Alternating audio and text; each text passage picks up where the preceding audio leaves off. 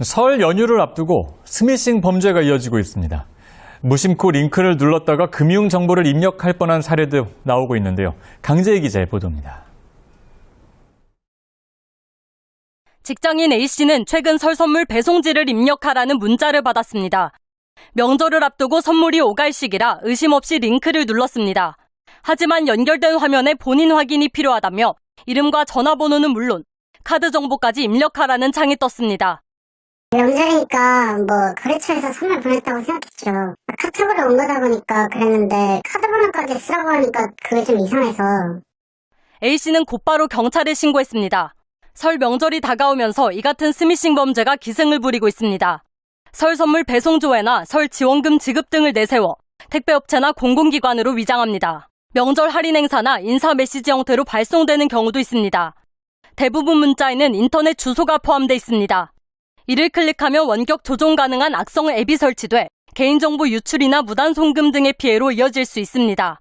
피해를 막기 위해선 출처가 불명확한 링크는 누르지 말고 전화도 받지 않는 것이 좋습니다. 개인정보나 금융정보를 요구할 경우 입력하거나 알려주면 안 됩니다. 휴대폰을 최신 상태로 업데이트하고 백신 프로그램을 설치하는 것도 도움이 됩니다. 공공기관은 인터넷 주소나 링크가 포함된 문자를 보내지 않습니다. 무엇보다도 업체에서 온 문자는 고객센터에 먼저 확인하실 것을 추천드립니다. 의심 문자는 카카오톡 보호나라 채널의 스미싱 확인 서비스에서 진위 여부를 확인할 수 있습니다. 악성앱 감염 등이 의심되는 경우 112 또는 금융사기 신고번호 1394로 연락해 상담을 받아야 합니다. 연휴에는 수익 보장을 미끼로 단체방해 유인의 추가 입금을 요구하는 투자 사기, 고수익 아르바이트를 빙자한 팀미션 사기 등 신종 수법도 잇따르고 있어 각별한 주의가 필요합니다. KTV 강재입니다. 최근 기후변화로 산불 등 산림재난 위험이 커지는 가운데 의정부는 드론을 활용한 스마트 산림 감시 체계를 본격 가동합니다. 의정부는 오늘 사곡면 화전리 산수유 주차장에서 산림재난 대응 드론 예찰 및 관제 시스템 운영 시연회를 열고 지역 청년들로 구성된 청년 예찰단의 활동을 공식화했습니다. 청년 예찰단은 대형 드론과 농업용 드론을 활용해 산불 취약 지역을 집중 점검하고 실시간 영상 관제 시스템을 통해 이상 징후를 조기에 발견할 계획입니다. 의정부는 오는 5월 15일까지 산불 집중 기간 동안 군 전역을 4개 권역으로 나눠 상시 예찰을 실시하고 공휴일과 주말에도 감시 체계를 유지해 대형 산림 재난을 사전에 차단한다는 방침입니다. KTV 최유리입니다. 언론 속 정책에 대한 오해부터 생활 속 궁금한 정책까지 짚어보는 정책 바로 보기입니다. 밀라노 동계올림픽 코리아하우스 개막식에서 정부가 전북지사의 참석을 제지했다는 지적이 나왔습니다. 사실 확인해 보고요. 달라진 주택연금 제도 그 내용 살펴봅니다. 최근 언론 보도에서 하계올림픽 홍보 금지 탓 문체부 전북지사 코리아하우스 참석 제지 논란이라는 내용이 있었습니다.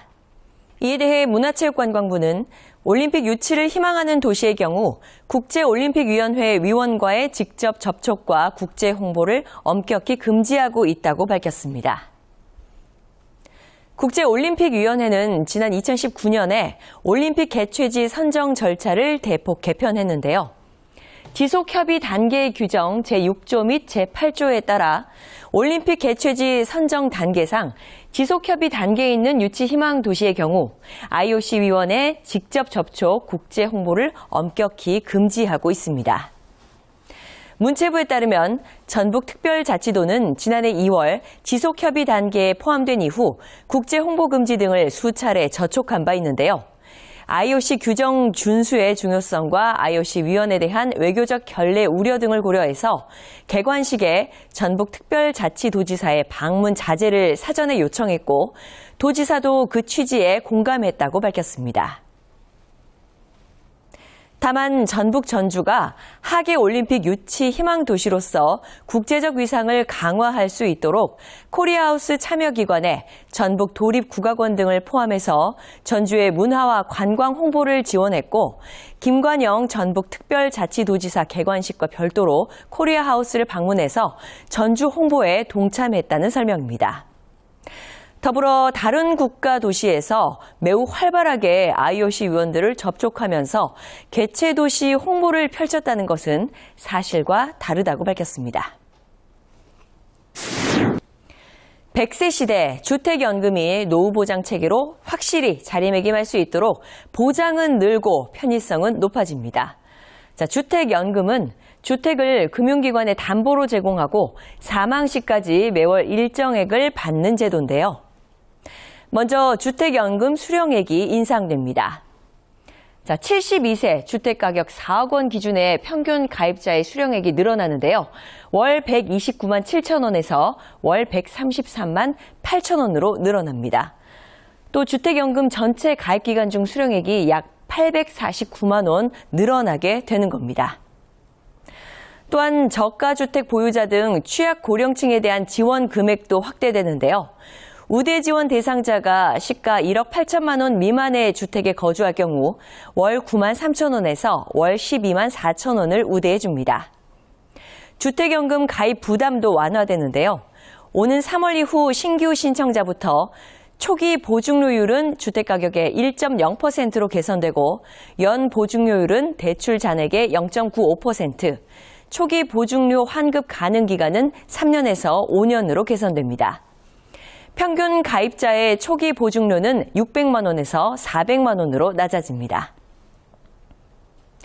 마지막으로 부부 합산 1주택자가 불가피한 사유로 담보주택에 실거주하고 있지 않아도 주택연금 가입이 가능해지고요. 또 주택연금 가입자가 사망한 후 만 55세 이상의 고령의 자녀가 동일 주택을 담보로 주택연금 가입을 희망하면 별도의 채무 상환 절차 없이도 주택연금에 가입할 수 있게 됩니다. 지금까지 정확하고 올바른 정책 정보 전해드렸습니다.